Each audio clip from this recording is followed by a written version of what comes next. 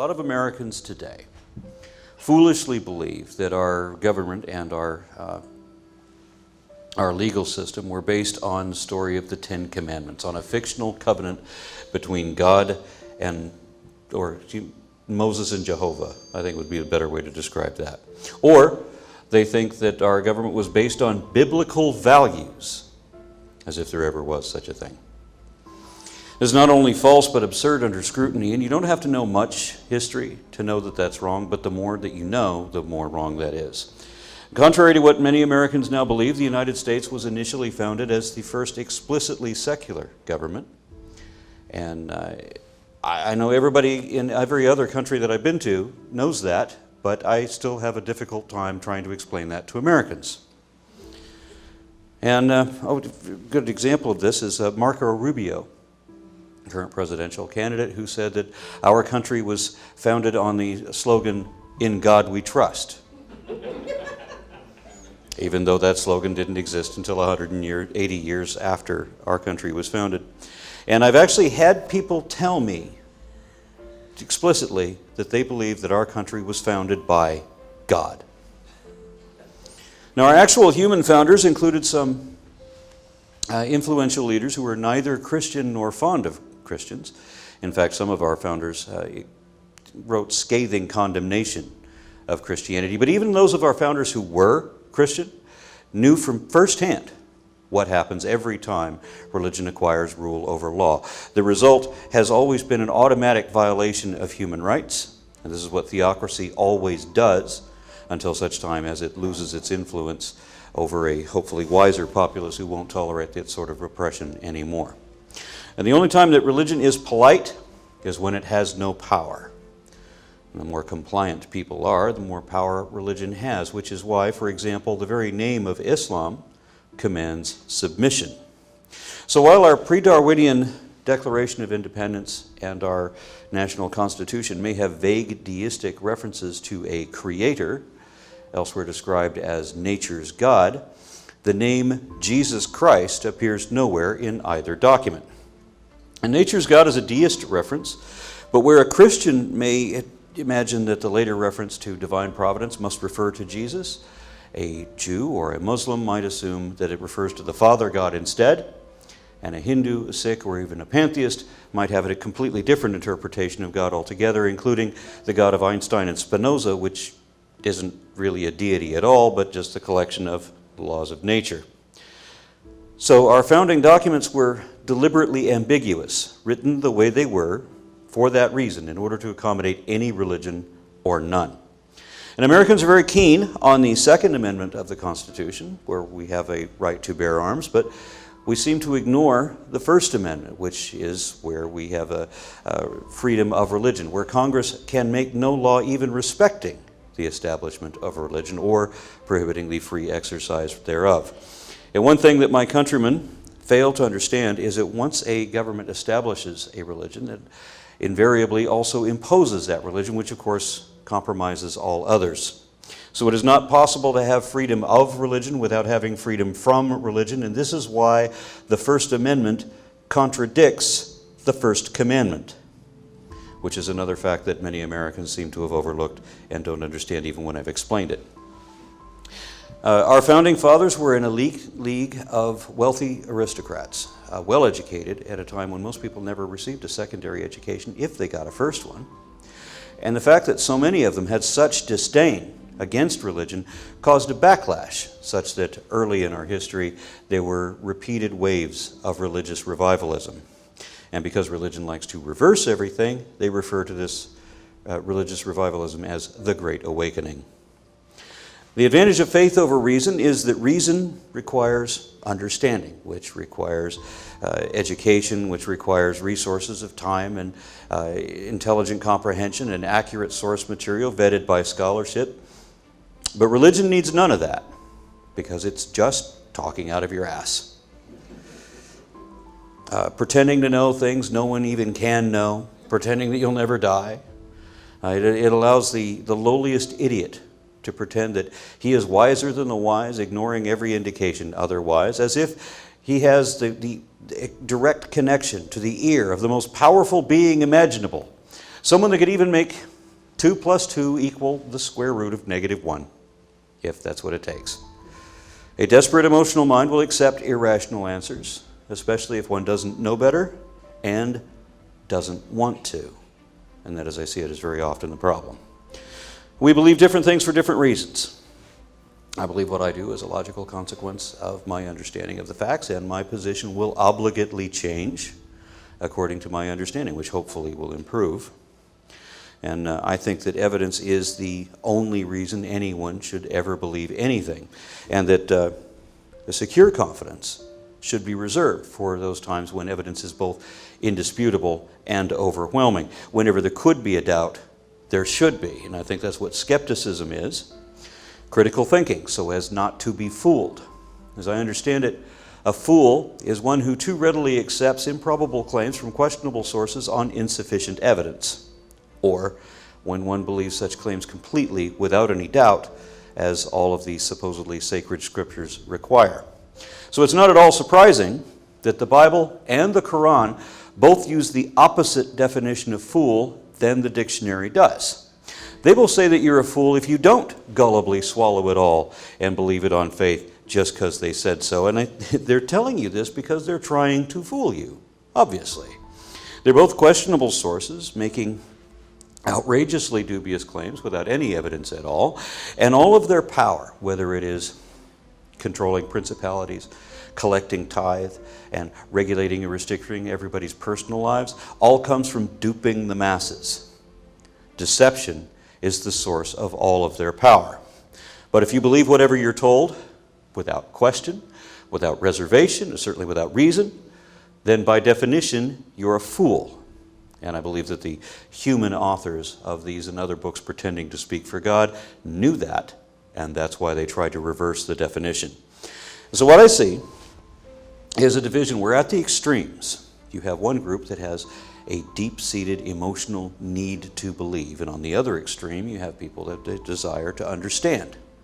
Those who have that desire will inquire, and those who don't won't. Which is why when somebody falls away from their religion, they're ostracized, criticized, bastardized, but nobody ever questions why. And in the relatively rare case that somebody comes from a non-religious background and adopts a religious belief, the reason they believe that is the only thing we want to know because we want to understand. And that's why it is that when you're trying to explain science to irrational believers, they're deliberately obtuse. They're intentionally trying to maintain a misunderstanding. They don't want to understand what they don't want to know, or they don't want to know what they don't want to know. They want to believe something else, and they'll find any excuse necessary to rationalize that. And if you try to press on to teach somebody who doesn't want to believe, to get them to understand a particular premise or concept, get them to acknowledge that progress and then move on to the next step, they'll stop you very early on, sometimes with the admission that they don't want to know, they just want to believe. And I don't have a choice to believe whatever I want. All I can believe is whatever is indicated. But religious extremists have admitted that they believe what they do as an act of will, of mind over matter, the power of positive thought, as if wishes might come true if you can believe hard enough. And of course, I'm not talking about everybody, but there have been people who've told me that they want to believe with all their heart. And this tells me that those people are lying to themselves. And I've even seen ministers, I know ministers, who have said defense of this under the colloquialism, fake it till you make it. Just keep lying to yourself until you believe it. As a matter of fact, as an anecdotal example, one of my best friends from high school, who is now a fundamentalist Baptist preacher, once upon a time when we were teenagers, we had a conversion experience, where I accepted Jesus, like everybody else does. And I inquired of my friend, I said, how do I know that this euphoria that I feel like I'm wandering around as a daze, the way people hypnotize themselves. I said, how do I know that this euphoria is real? And that I didn't just imagine it, or that it didn't come from some other source. And he grabbed me by both shoulders with a huge beaming smile and said, just keep telling yourself it's Jesus until you believe it. which tells me that faith is a willfully ignorant, autodeceptive self-delusion, and that was my last instant as a Christian. And sometimes when I pointed out some inconvenient truth that disproves their point, their response is that I'm hurting people. People that still want to believe what I've just disproved. They continue to want to believe it even after they know it's wrong. But why would you want to believe something after you know that it's not even probably true? And they'll tell me that they're going to believe, these may be what the facts are, but I want to believe this. And that is an admission that they don't care what the truth really is. Now, this doesn't apply to everyone, of course. Some people are born into it, indoctrinated early, and never questioned it because everyone around them believes the same thing. So it must be true, right? Or I've had people tell me that they believe what they do because they want to, because they have to, because they're afraid not to. And one of my friends from about 20 years ago told me that I'm Christian because I like to believe that, not because I think it's true. And I don't think he realizes what he's admitted to me. And even in the case where they admit that on some level they know that it's not really true, I often hear that even if it's not true, we should believe it anyway. As if believing it anyway will somehow make us better people. And we know statistically that it doesn't. If you look at all the demographics for the most religious areas and the least religious areas, and you compare their crime rate and especially their murder rate and their child poverty rate, their education levels, teen pregnancy, all of these things, you see that belief in God statistically makes you a worse person. But these people believe what they want to believe simply because they want to believe it. But it's hard to just make up whatever you want to believe and convince yourself of that. On your own alone, you will doubt yourself. And if you're the only one who believes in some particular lunacy that no one else shares with you, then you're considered crazy. So you have to make believe the same nonsense as everyone else. And the more people who will endorse and support a particular delusion, then the easier it is to pretend that it's all really real. And you can't have anyone ruining the fantasy. So you have to elect judges and leaders who endorse that same belief as well. And this has been the case all through history, with a couple of exceptions in the history of secularism, like when my country was founded. But we fell back into religion immediately after that and became really religious immediately. Our first unambiguously Trinitarian president, Christian president, was Andrew Jackson, our sixth president in 1828. Yet every president after him has been an avowed believer, with the possible exception of Abraham Lincoln. It has been said that you can't get the vote if you don't profess a religious belief. In fact, Bernie Sanders recently had to claim a religious faith that I don't think he actually has, at least not the way I understand those words. Our federal Constitution, written in 1787, says that there will be no religious test to any office or public trust in these United States. And the Texas State Constitution, written about 90 years later, also says that no candidate will face any religious test, provided they affirm a supreme being. To put it another way, the Texas State Constitution doesn't care what religion you are as long as you are religious. And if you're not religious, then you may be barred from public office. And we've been trying in Texas to get any non-believer elected so that we could challenge that in the courts. But you can't get the votes in Texas unless you claim to be a Bible-believing Christian first.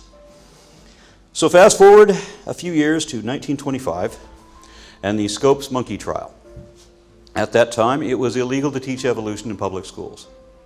After a few successful contests in court, we got to 1987, where it is legal now to teach evolution, but it has suddenly become illegal to teach creationism. And this was the catalyst that I think prompted what the American Christian fundamentalists refer to as the culture war.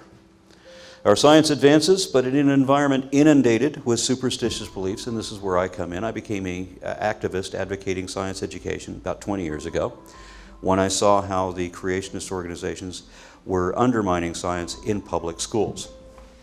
Now, the polls that I've seen show that 48 to 51% variable of Americans believe that the universe is less than 10,000 years old, and that humans appeared in their current form sometime within that time without any evolution. Of course, we're just created by magic by God. That's half of us. Adding to that, and you realize these demographics do change a little bit, but not in comfortable ways. Add to this that 20% of our high school teachers, and this includes our high school science teachers, are young earth creationists. They are incompetent to the task, and they are prone to deception in order to control what kids believe. I can give many anecdotal examples, but my favorite is my son's science teacher, who told the class that there was never any such thing as a beneficial mutation. My son raised his hand and said, "But teacher, the textbook lists beneficial mutations." And he was sent to the office for insubordination. I wanted to make that teacher famous. But my son's mother asked me not to raise a stink while he was in school, and by the time he was out, that teacher was out as well. Secular teachers don't often understand evolution well enough to teach it, and if they don't, I would rather they not. This is why my wife and I write a series of classroom supplement videos teaching nationals. My wife is a curriculum specialist with the Next Generation Science Standards, which translates into national standards, but we don't tell people in Texas that it's national standards. We go by the name because they don't know. But this enables us to write everything that the students are supposed to be tested on, and so that and these will include evolution, ancient, deep time, and other concepts like that, endosymbiosis and things like that creationist schools will try to avoid. So a teacher can put on our videos, play them to the class, and this is also done in homeschools. Because in Texas, a lot of people homeschool their kids because they're afraid that their children will learn forbidden knowledge. But a lot of other people homeschool their kids because they know what's happened to the education situation, and that their kids aren't going to learn science unless they teach them themselves. Now, teachers who understand evolution and are capable of teaching it may still want to not personally endorse it, which is another reason it would be good to just put in our video and then they don't have to claim responsibility for it. Because students have been trained by their church groups to disrupt the class on certain keywords. When they hear evolution, Big Bang, millions of years, they will cite pseudoscience and logical fallacies. And if you get past that, then you've got angry letters from parents, and if you get past that, then the teacher risks reactions from associates and even administrators. It all depends on the administrator. While this is difficult to prove in every case, we do know that at least some high school science teachers in Texas have been fired for teaching evolution, even though that's part of the job description. So creationism is a form of religious extremism, requiring a degree of reality denial. Every creationist organization that I'm aware of, and I've seen all the big names, posts a statement of faith. And you can Google this. You put in Answers in Genesis or Institute for Creation Research, whatever the group is, whatever the Christian school is, and then add the term statement of faith. And it will direct you to public declarations, which will paraphrase, they'll say it in different ways, but they've announced, as if this were something to be proud of, that they will automatically and thoughtlessly reject any and all evidence that might ever arise should it conflict with their interpretation of Bronze Age folklore. They have already admitted that they have already rejected all the evidence there could ever be, such that no matter how true the truth really is, no amount of proof will ever change their minds. And creationists reject evolution specifically, but more importantly, they also reject methodological naturalism, which is an integral aspect of the application of science. And creationists want to replace that in some applications with a belief in magic. Now, creationists typically don't admit that they believe in magic. They say they believe in miracles. But miracles and magic share essentially the same definition. That is the evocation of supernatural forces or entities to control or forecast natural events in ways which are inexplicable by science because they defy the laws of physics. And if you need a further illustration of that, Adam was created in what was considered in the Hebrew tradition to be a golem spell, where you create a clay figurine and you breathe into it the breath of life. And you usually have to soak these in sacrificial blood, too, by the way. And of course, anything that speaks anything else into existence, that's an incantation spell. And somehow, creationists think that anything that science can't explain is explained by magic. You can't explain that, therefore, God. As if God is made of the things we don't know. As if unexplained means explained by magic. And even the things that science does explain, if the answer is complicated, then religion still wins. Because belief in magic wishes is a whole lot easier for some people to grasp than complicated concepts that require prior understanding or in-depth knowledge. And evoking supernatural explanations doesn't actually explain anything, but it eases the mind who can't or won't understand otherwise. And remember that a lot of these people don't want to know what the truth really is. They think that criticizing natural explanations somehow proves the supernatural, that if you think that evolution is impossible, that somehow makes a magical creation possible. They don't understand the logical fallacy, the false dichotomy. They don't understand the concept of the null set, or the idea that gods and magic are not the default position, that if you can disprove science, well then that reveals gods and magic. No. When you don't have an explanation, it means you don't have an explanation. You're still looking for one. And the option that they have suggested is an unsupported assertion and therefore unworthy of serious consideration. Understand that positive claims require positive evidence even when you're talking about a God. Now, you're free to believe in a God. You're welcome to believe in any horse shit you like. But if you don't have any evidence to show that your claims are correct, that one of the ways I like to put it is if you can't confirm the accuracy of any of your claims to any degree at all, by any means whatsoever, then it logically you cannot actually know what you claim to know, that you really only believe that. And it is dishonest to assert as fact that which is not evidently true, yet that's what all religions do. Religion has always been a means of manipulation of the masses, and they do this by the indoctrination of faith, often targeting young children before they reach the age of reason. Because if you wait until they're 8 or more years old, and then you tell them about Noah's Ark, and sticks turning into snakes, and the sun stopping in the sky, and especially Adam and Eve, and all of this requires that they unknow everything they already know to be true, you're going to have a hard time brainwashing that child. But if you get them before that age, you can convince them of all kinds of irreconcilable nonsense. And because religion stunts intellectual development, they may never develop the ability to question that. And it's not enough that they deceive their own children, because if yours are the only kids on the block who believe in talking snakes and donkeys, and the tower to heaven, and guys living inside fish, then through peer pressure alone, they're not going to believe that very long. So all their peers have to believe the same thing too. And consequently, Christian schools have sprung up all over my country so that all these kids are taught the Bible as if it were real, and no one is taught evolution. But that's not good enough, because religion is a delusion that needs to infect everybody. In 1999, the Discovery Institute, an organization dedicated to making creationism seem scientific, accidentally released an internal memo not intended for worldwide distribution. And it held a long-term agenda to defeat scientific materialism and its destructive moral, cultural, and political legacies, and to replace materialistic explanations with the theistic understanding that nature and human beings were created by God. They meant to replace evolution with creationism, not just in the Christian schools, but in every school across the country.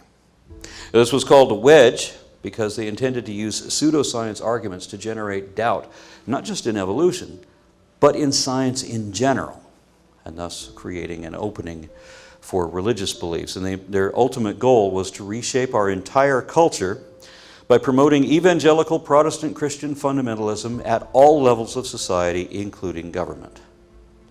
The wedge document from the Discovery Institute mirrored the agenda of, or the goals of other fundamentalist organizations like the Chalcedon Institute, which ran from the 1960s through the 1990s. The Chalcedon Institute's goal was to eventually, slowly, legally, and peacefully take over all American government and turn it into a theocracy that would enforce biblical law. And their founder, R.J. Rushdoony, specified that what he meant by that was the barbaric book of Leviticus, where women could be killed just for being raped, and where homosexuals would be killed as an abomination. This was the Christian version of Sharia law, where it would be imposed even on unbelievers. It was called Reconstructionism, or also called theonomy, God's law. And a number of Chalcedon Institute's affiliates and subordinates were connected with other devoutly religious hate groups. In fact, they themselves are listed in the Southern Poverty Law Center as a hate group. But there's also the Rutherford Institute, which was founded by Chalcedon. Now, the Rutherford Institute's goal was to get evangelical Christians elected at all levels of government, with the ultimate intent that they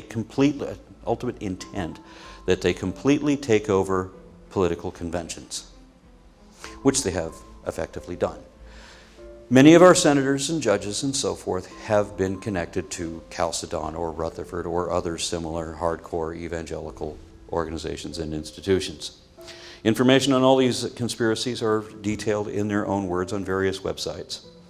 And as I said, they all but succeeded. They still can't enforce biblical law. Another form of dominionism is represented by the presidential candidate Ted Cruz, who reportedly holds to the New Apostolic Reformation, in which Christians are to reclaim the 7 mountains of culture: government, religion, media, family, business, education, and arts and entertainment. A lot of this is funded by very wealthy conservatives, like the Koch brothers. And these are a set of billionaires who have donated tens of millions of dollars to evangelical organizations, even though they haven't seemed to have expressed any evangelical beliefs themselves. It seems that these are the people that understand that religion is useful and a means of manipulation, though they also support practically everything that goes on in the Republican Party.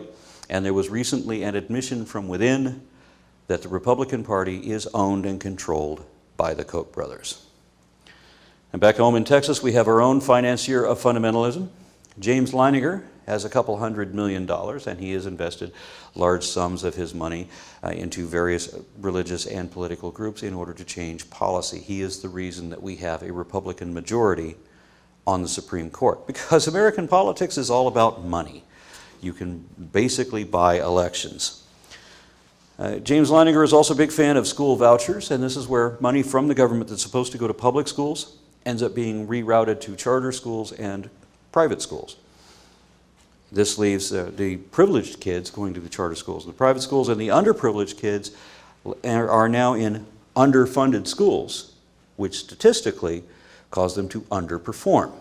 James Leininger, like a lot of right-wing Republicans, don't like the fact that Texas Constitution has a provision where we must provide a free education for all of our citizens, but the only way that they can amend that in the Constitution is to show that the Texas education system has failed, and the only way to show that is to have made it fail.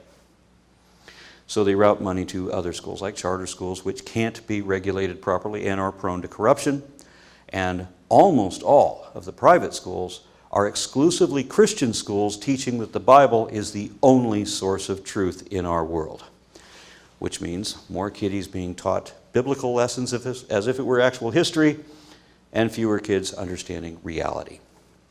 James Leininger has also paid tens of thousands of dollars each to seat right-wing Republican Christian conservative creationists on our State Board of Education.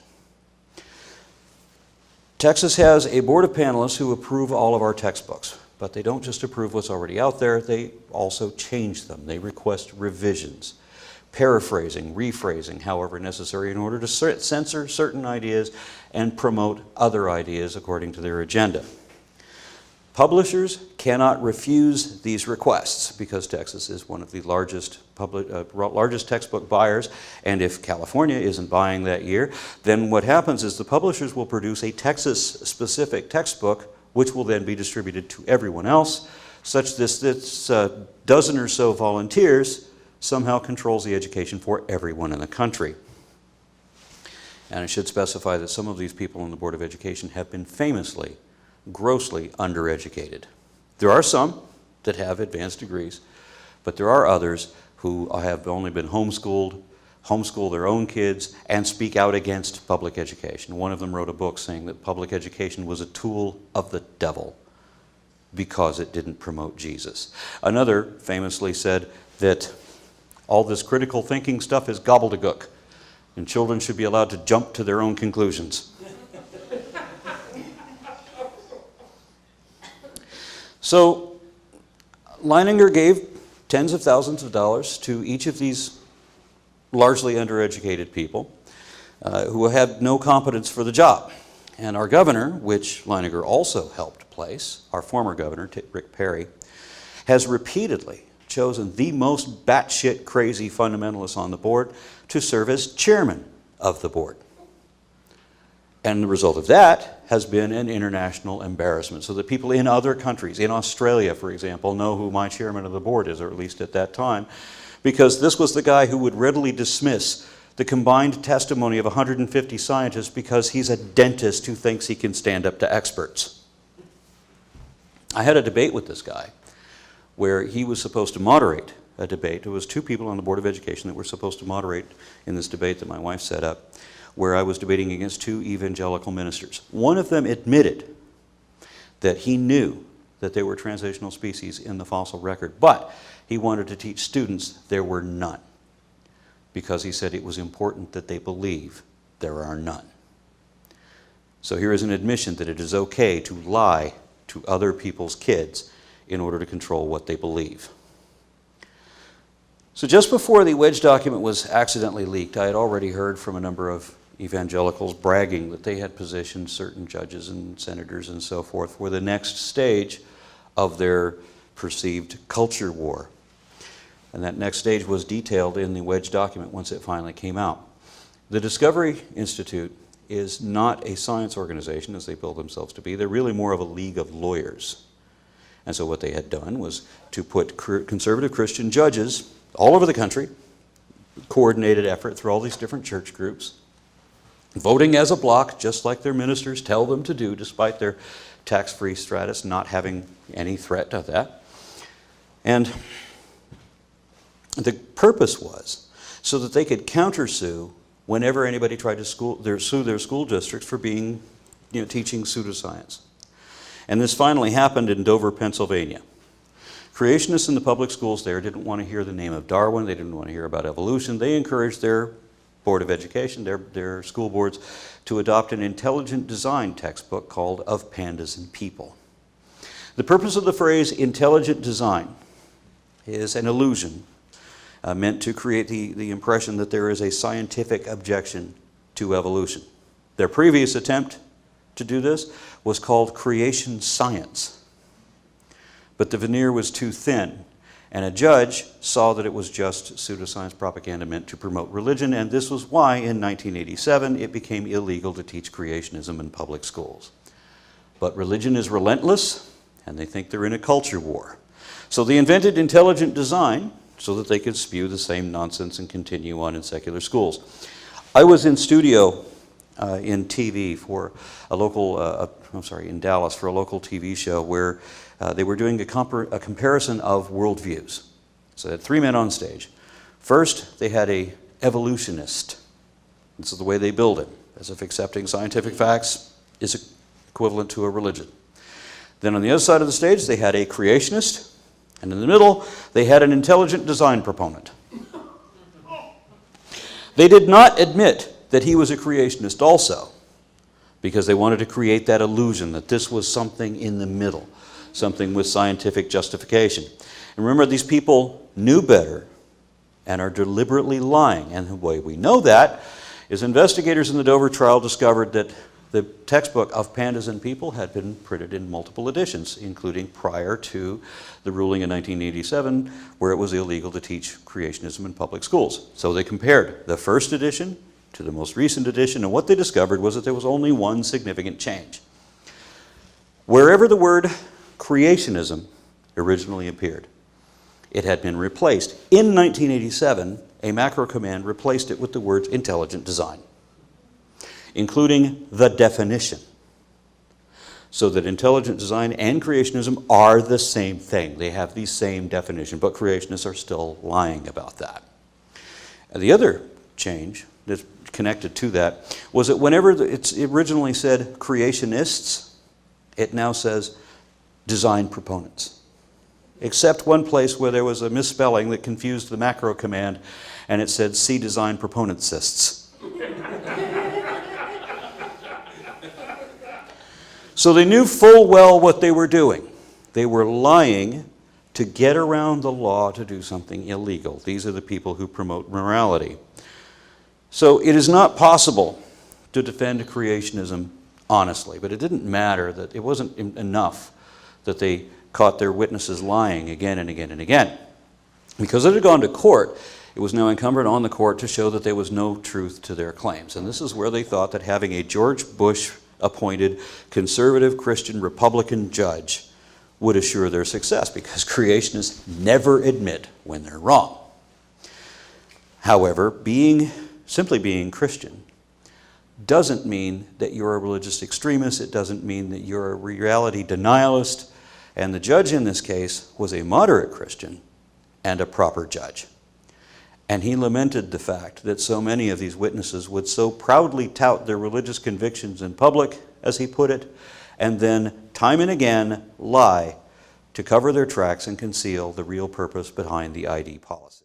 Someone could give this same exact speech today and it will still resonate with most of us, which is a true testament to the phrase, the more things change, the more they stay the same. Dogma really will put up a fight to the death to ensure its survival, man. Now, I've always tried my best to distance this channel from my political views, generally speaking. Unfortunately, from time to time, believers will make it quite impossible to ignore their antics, as it's been highlighted throughout today's video. Aron Ra has spent years arguing that the church and state dysfunctional duo needs to break up permanently, and he's right, man. The separation of church and state isn't just a good idea, it's the only way to keep government fair, inclusive, and out of the business of deciding which Sky Daddy we should obey or follow in our day-to-day lives. When the founding fathers drafted the First Amendment and made the effort to separate church and state, they weren't just scribbling down random thoughts after too much else. They had seen what usually happens when government and religions get too cozy. Think religious wars in Europe, bannings of witches at the stake, and kings claiming divine rights to be jerks, man. Actually, Thomas Jefferson at one point called the separation of church and state a wall of separation, while James Madison warned that mixing religion and government was a recipe for superstitions, bigotry, and persecution. Needless to say, anyone with a basic understanding of world and American history knows they were 100% right, man. Now, I have my own personal issues with the founding fathers, but none of those issues have anything to do with today's video, so I'll save my complaints and laments for a future video. Now, ladies and gentlemen, just imagine if your dentist prescribed prayer instead of an expensive medical procedure he thinks you cannot afford. Or if your mechanic insisted your car might need an exorcism because he or she couldn't find any mechanical issue with it. At the very least, in both cases, both of these professionals would lose your business, and at most, they will be barred from rendering their services any longer to any more customers. And for good reason, man. Yet, when lawmakers in our nations base policies on personal faith that has no evidence, we are stuck with the political equivalent of a witch doctor writing down traffic rules. And I could give you multiple examples. Take abortion laws, for example. I know it's a touchy subject, but please bear with me. Most of them are justified using religious doctrine, despite the fact that the Bible never mentions the practice at all, and a significant chunk of religious people don't actually agree with it, which is evident from the fact that in the 2024 US elections, more than 50% of the residents in 8 out of 10 states voted in favor of abortion rights. Some of these were the most red states you can find in the country. However, simply because politicians believe their interpretation of scripture should apply to everyone, we end up with laws that ignore science, bodily autonomy, and basic human rights. And you know what's actually crazy, man? Christians often forget that when governments play favorites with religions, they actually lose as well, because other people will rise in defiance. Let's say, for example, the US government officially endorses Christianity as some theocrats believe or dream of. What will happen to the millions of non-Christians? Should Hindu kids recite Christian prayers in school, and should Satanists get equal rights and time at cities council meetings? They actually should, because after all, that's fairness. And it's needless to say that this will actually result in the hellscape that Christians have always claimed to be trying to avoid. As evident from this video and many others, Aron Ra often points out that privileging one religion turns everyone else into second-class citizens. And history shows that state-sponsored religions lead to oppression and not piety, man. The Puritans who fled religious persecution would go on to immediately start persecuting others. And as we saw in the Spanish Inquisition, people were tortured all in God's name. And even today, we still have countries with state religions who are often, and not surprisingly, the worst at human rights records. So basically, the solution: let's keep government secular, which means no faith gets any special treatment. That way, Christians, Muslims, atheists, and even Rastafarians can all coexist without Uncle Sam playing favorites. And we actually have to make one thing clear, at least from what I gathered. Aron Ra's stance isn't anti-religion, it's pro-freedom. Secular government ensures that the Baptists, Buddhists, and even atheists like you and I all get the same rights without America turning into a theocracy by committee. So how do we close off the whole video? The relationship between church and state isn't working out, man. They need to break up and see other people, because every time they get back together, someone gets hurt. And it's usually minorities, women, and science textbooks. Ra's argument is simple: government should serve all citizens, not just the devout. Laws should be based in fact, not faith, and freedom means the right to believe or not, without politicians playing Sunday school teachers, man. And I think that's a great thing in the long run. So without further ado, thank you for tuning in to this video. I really hope you've enjoyed it as much as I did creating it. I'll see you all in the next one that I'll upload, hopefully the day after tomorrow, man. Thank you. Stay safe.